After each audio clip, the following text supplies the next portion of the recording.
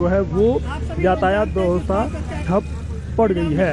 और बैकलॉग भर्तियों की मांग को लेकर जिस तरीके से हिमाचल प्रदेश की राजधानी शिमला में लगातार जो दृष्टिहीन है उनका प्रदर्शन चल रहा है, उसी को लेकर जो है वो आज एक बार फिर अपनी मांगों को लेकर राज्य सचिवालय के बाहर धरने पर बैठ गए हैं।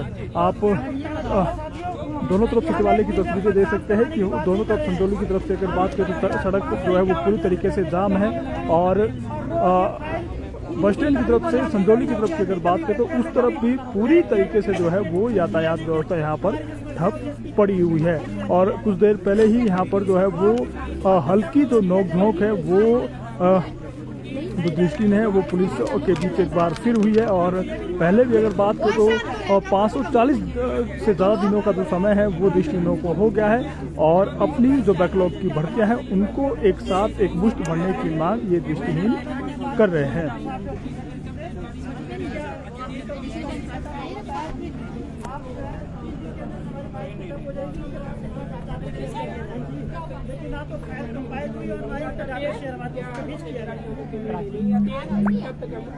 तो साथियों, सरकार लगातार हमें गुमराह कर रही है। हमारी मांग का पता सभी को है कि बैकलॉग में हमने डाटा स्वयं सरकार को कलेक्ट करके दिया। हमने कम से कम कोई 13 विभागों का जो डाटा है सरकार को दिया।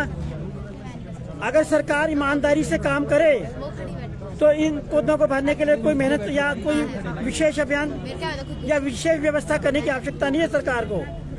ये सारी की सारी वैकेंसी सैंक्शनड है, बाकायदा इसके लिए पैसा आ रहा है। फाइनेंस से अप्रूवल लेने की कोई आवश्यकता नहीं है। जो बैकलॉग के अंडर बैकलॉग की जो भी पोस्ट होती है ऑलरेडी सैंक्शनड होती है वो, और उसका पैसा ऑलरेडी आ रहा होता है। उसके लिए फाइनेंस के अप्रूवल लेने की भी कोई आवश्यकता नहीं होती। मजबूरी हो हमारी मजबूरी